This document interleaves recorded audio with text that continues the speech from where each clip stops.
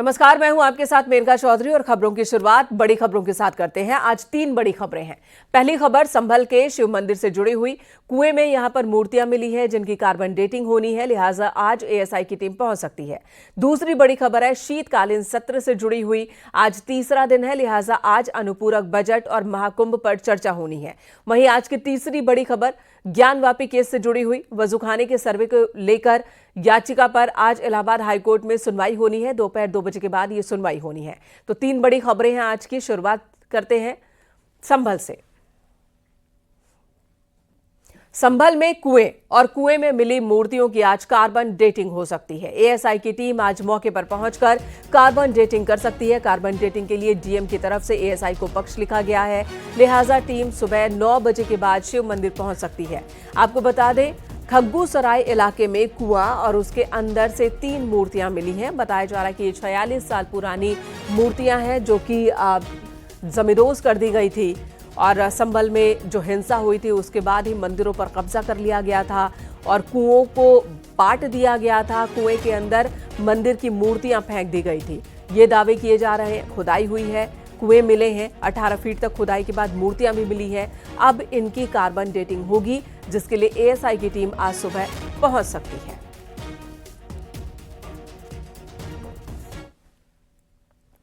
दंगों का डर क्या होता है, यह उस रस्तोगी परिवार के लोगों की बात सुनकर आपको पता चलेगा जो 1978 के दंगों के बाद संभल छोड़कर चले गए थे। वो लोग अपना घर और अपनी संपत्ति ऐसे ही छोड़ गए थे। दुकान दंगे की भेंट चढ़ गई, लिहाजा रस्तोगी परिवार ने संभल छोड़ने में ही अपनी परिवार की भलाई समझी और मुरादाबाद शिफ्ट हो गए। जब प्रशासन ने उस रस्तोगी परिवार के शिव मंदिर को 46 साल बाद खुलवाया तो मुरादाबाद में रह रहा रस्तोगी परिवार खुद को संभल आने से रोक नहीं पाया। अनिल रस्तोगी और उनकी पत्नी संभल आए। अपने मंदिर में उन्होंने पूजा पाठ किया। संभल के खग्गूसराय इलाके में जहां पर मंदिर है वहीं पर अब 1978 के कई ऐसे लोग हैं जो दंगे की चपेट के बाद यहां से मजबूर हुए थे पलायन के लिए और अब वो वापस इस मंदिर में पहुंचे। आप बताइए, क्योंकि 1978 से पहले यहां पर आप रहते थे? हाँ, रहते थे हम। मेरे बच्चे पैदा हुए यहीं पे चारों। तब की जो लड़ाई हुई फिर हमारे सास ससुर का दिल हिल गया कि हम तो मर जाएंगे, हम मेरा बच्चा कैसे रहेगा, ये हम कैसे रहेंगे। तो उन्होंने हमने फिर यहाँ से सोच लिया चलो भैया, सबसे पहले हम गए हैं इस मोहल्ले से, सबसे पहले रिकॉर्ड हमारा है। अंकल, आप लोगों ने ये फोटो, ये कौन सी फोटो है? ये उसकी फोटो है, नखासे की दुकान की जो जली थी उसकी फोटो है। दंगे में जली थी? दंगे में सन 78 के 1978 के दंगे में। कैसे? 29 मार्च। अच्छा, हाँ। आप लोग क्या कर रहे थे जिस वक्त शुरू हुआ था? जिस बात दंगा शुरू हुआ था तो मैं दुकान पे बैठा था पिताजी के संग। इसी दुकान पे मेरे पिताजी का नाम है रामचंद्र दास रस्तोगी। पता ये चली कि वहाँ से 2-4 जने भाग के आए कि थाने पे भग्गी पड़ रही है। मैं दुकान से उठा, मैंने दुकान का ताला लगाया और जो कुछ वैसे थे फालतू नोट वो जेब में रखे और जल्दी से मैं घर आ गया। लेकिन दोपहर को 2-2:30 बजे ये पता चली कि तुम्हारी दुकान जल रही है। तो वहाँ से भाग के आ गया था तो फिर यहाँ रहे। हाँ, लेकिन डर लगता रहा, रात को जागते थे, दिन में सोते थे। पीएससी धर्मशाला में आ गई थी, उससे ज़रा थोड़ी सी हमें सहूलियत में तसल्ली हो गई थी। लेकिन 79 में हम यहाँ से छोड़ के ठेर पर चले गए। संभल में मिला है एक और मंदिर, उसी तरह वाराणसी में भी मंदिर मिला है। दोनों ही मंदिर भगवान शिव से जुड़े बताए जा रहे हैं। हम आपको बताते हैं आखिर कैसे इन मंदिरों के बारे में जानकारी मिली।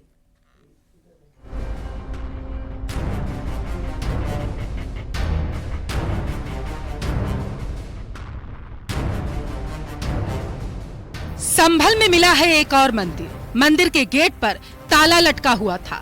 संभल की मुस्लिम आबादी वाले इलाके के बीच ये मंदिर मिला। पहले संभल में कार्तिकेश्वर महादेव का मंदिर और अब यह मंदिर हयात नगर के सरायतरीन इलाके में है। पुलिस और राजस्व की टीम मंदिर पहुंची, जांच शुरू कर दी गई। मंदिर काफी समय से बंद था।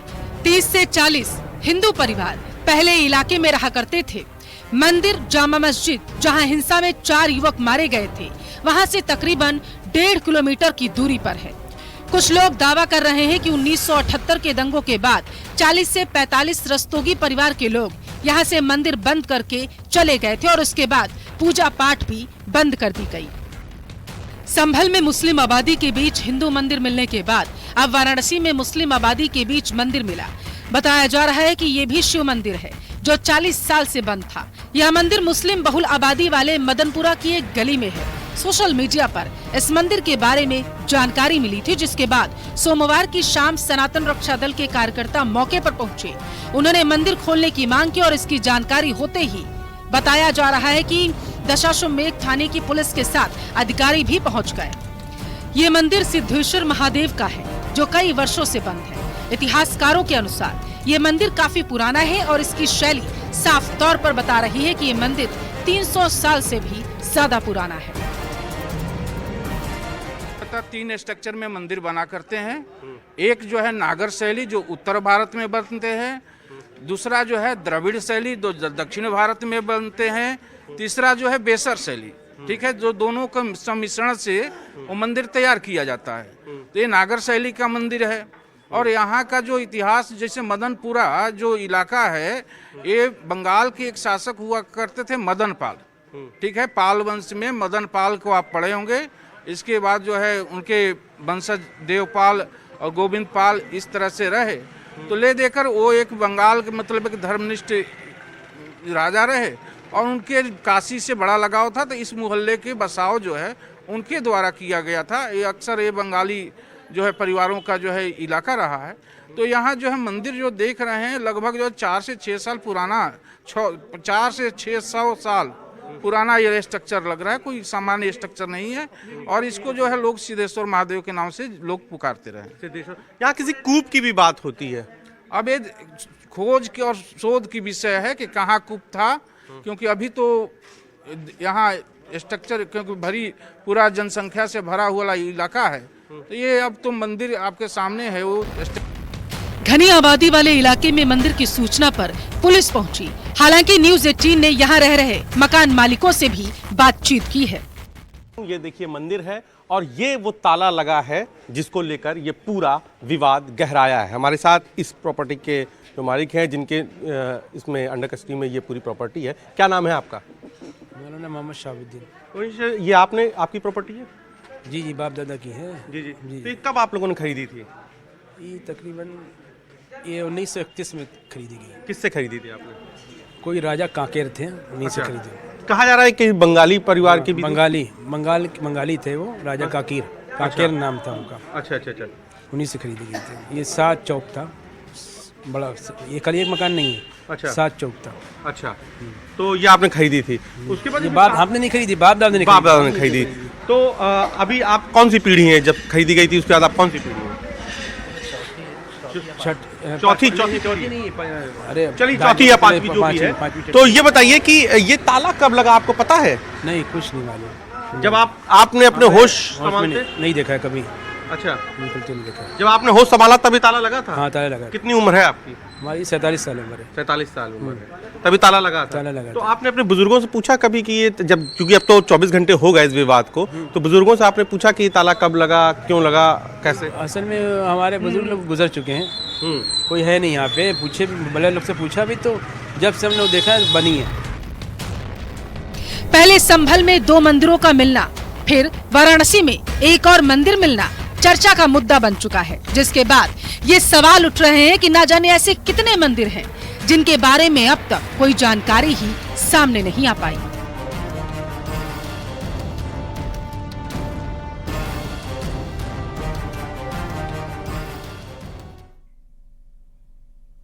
जौनपुर से बड़ी खबर है, जहां 11 लापरवाह पुलिसकर्मी निलंबित किए गए। थाने के रजिस्टर को चेक करने के बाद मिली अफसरों को लापरवाही सामने आई है।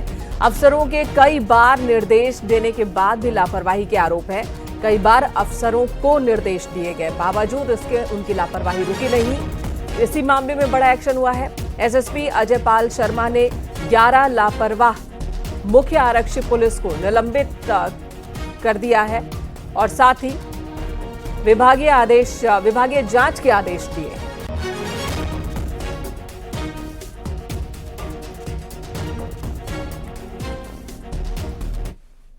इधर विधानसभा के शीतकालीन सत्र के तीसरे दिन अनुपूरक बजट पर चर्चा होगी, साथ ही महाकुंभ पर भी विशेष चर्चा होनी है।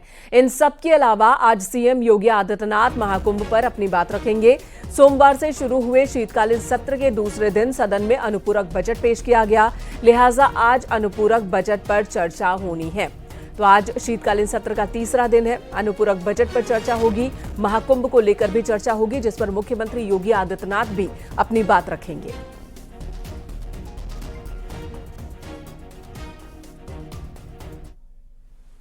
वन नेशन वन इलेक्शन के विरोध में कांग्रेस खुलकर अपना रुख जाहिर कर चुकी है, सड़क तक पर उतर चुकी है। लखनऊ में विधानसभा घेराव के ऐलान को देखते हुए पुलिस अब अलर्ट है। कांग्रेस दफ्तर के बाहर बैरिकेडिंग कर दी गई है। देर शाम कांग्रेस प्रदेश अध्यक्ष अजय राय और कांग्रेस यूपी प्रभारी अविनाश राय ने अपने दफ्तर के बाहर बैरिकेडिंग का जायजा लिया और हर हाल में विधानसभा के घेराव का दावा किया है। लखनऊ के साथ साथ अन्य जिलों में भी प्रशासन अलर्ट है। जिस तरह से लखनऊ जाने की तैयारी में बैठे कांग्रेस कार्यकर्ताओं नेताओं को नजरबंद किया जा रहा है। कानपुर में कई नेताओं को हाउस अरेस्ट किया गया। सोनभद्र में भी कई कांग्रेसी नेता हाउस अरेस्ट किए गए हैं। सोनभद्र में बस से लखनऊ जाने की तैयारी में थे कुछ नेता, जिन्हें पुलिस ने हिरासत में लिया है।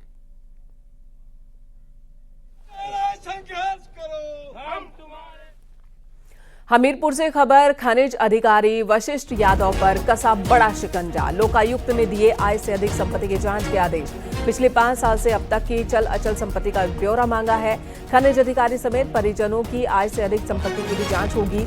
10 जनवरी तक खनिज अधिकारी को संपूर्ण रिकॉर्ड उपलब्ध कराने के निर्देश दिए गए हैं, यानी कि 10 जनवरी तक, अगली 10 तारीख तक उन्हें अपनी संपत्ति को लेकर पूरा रिकॉर्ड उपलब्ध कराना होगा।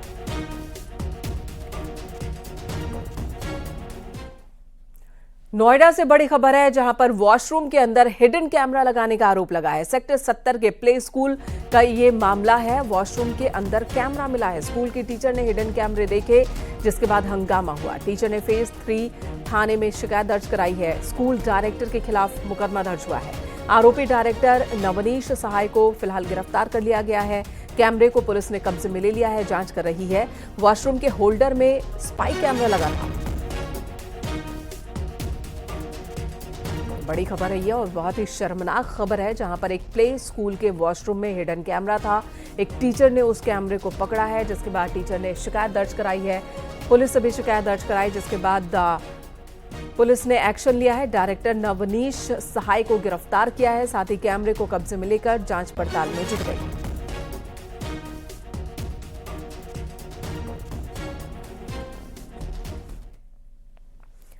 खबर वाराणसी से। वाराणसी के विवादित ज्ञानवापी परिसर में स्थित वजूखाने का वैज्ञानिक सर्वेक्षण कराए जाने की मांग को लेकर याचिका दाखिल की गई है, जिस पर इलाहाबाद हाईकोर्ट में आज सुनवाई होनी है।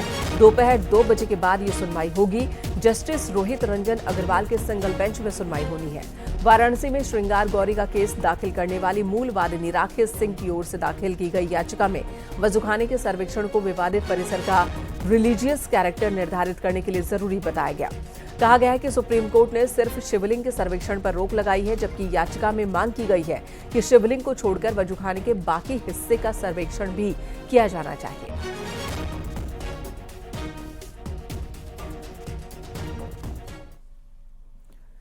यूपी विधानसभा में सीएम योगी आदित्यनाथ ने विपक्ष पर बड़ा हमला बोला। उन्होंने भर्ती प्रक्रिया को लेकर कहा कि एसपी के शासनकाल में क्या होता था सभी जानते हैं। सीएम योगी ने सदन में एसपी के कार्यकाल में गड़बड़ी का मुद्दा उठाया।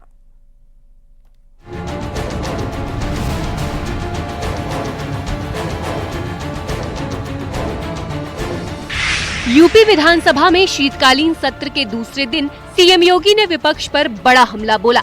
सीएम योगी ने शिक्षा जगत की तमाम धांधलियों और गड़बड़ियों को लेकर विपक्ष पर निशाना साधा।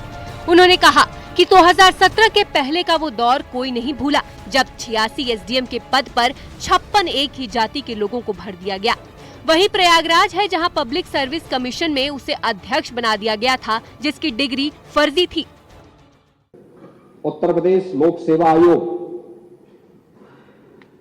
2017 के पहले क्या स्थितियां थी, कौन नहीं जानता है, क्या नहीं होता था। आप लोग भूल गए जब 86 एसडीएम के पद में से 56 एक जाति विशेष के लोग भर दिए गए। और कौन नहीं जानता है इस बात को? पांडे जी, इसका ये भी हम बताएंगे। दूसरा वही प्रयागराज है जिस प्रयागराज में पब्लिक सर्विस कमीशन के कार्यालय में महीनों तक यूपी के नौजवान धरना दिए थे और एक अयोग्य व्यक्ति को जो उसके लिए डिजर्व नहीं करता था, एलिजिबल नहीं था, जिसकी डिग्री फर्जी थी, उसे आयोग का अध्यक्ष बना करके पूरे कमीशन और युवाओं के भविष्य का कल्याण करने का काम हुआ था। यह भी इलाहाबाद में हुआ था। सीएम योगी ने अपनी सरकार की तारीफ करते हुए कहा कि युवाओं के हित के लिए सरकार काम कर रही है। पेपर लीक के लिए हमने अध्यादेश पारित किया। सरकारी नौकरियों में युवाओं को ईमानदारी, पारदर्शिता के साथ आरक्षण के नियमों के साथ नौकरियां मिले, इसके कार्य हो रहे हैं। लेकिन प्रक्रिया में कोई खामी नहीं, उनकी ईमानदारी, उनकी नियत में कोई, उनकी पारदर्शिता में कोई उंगली नहीं उठा सकता। पूरी शुचिता और पारदर्शिता के साथ सारे कार्य संपन्न हो रहे हैं और इसीलिए इन युवाओं को नियुक्ति पत्र देने के लिए मैं और मेरे मंत्रिमंडल के मेरे सदस्यगण सभी लोग जाते हैं। माननीय जनप्रतिनिधियों से हम कहते हैं कि वे लोग भी जिले जिले में जाकर के नियुक्ति पत्र वितरण में अपना योगदान दें और हर नौजवान इसके लिए खुश होता है कि साथ सिफारिश किए बगैर न केवल हमारी नियुक्ति हुई है बल्कि हमें नियुक्ति पत्र भी प्राप्त हो रहा है। सीएम योगी ने बताया कि शिक्षा के समग्र चयन के लिए एक शिक्षा चयन बोर्ड का गठन किया गया है। शिक्षा विभाग में 1,60,000 की भर्ती की जा चुकी है। ये वो भर्तियां हैं जो पिछली सरकार में रुकी हुई थीं। पुलिस बल में भी 1 लाख से ज्यादा भर्तियां की गई हैं। अभी भी 60,000 से ज्यादा भर्ती जारी है। अलग अलग विभागों में अब तक 7 लाख से ज्यादा सरकारी नौकरियां दी जा चुकी हैं। 69,000 शिक्षकों की नियुक्ति में 32,000 पिछड़ी जाति के नियुक्त हुए हैं। आरक्षण के नियमों का भरपूर पालन किया गया। सीएम योगी ने विधानसभा में कहा कि आज भर्ती प्रक्रिया को पारदर्शी बनाया गया है। नौजवान खुश हैं। उन्हें बगैर सिफारिश नौकरी और नियुक्ति पत्र मिल रहा है। न्यूज़ 18 के लिए ब्यूरो रिपोर्ट।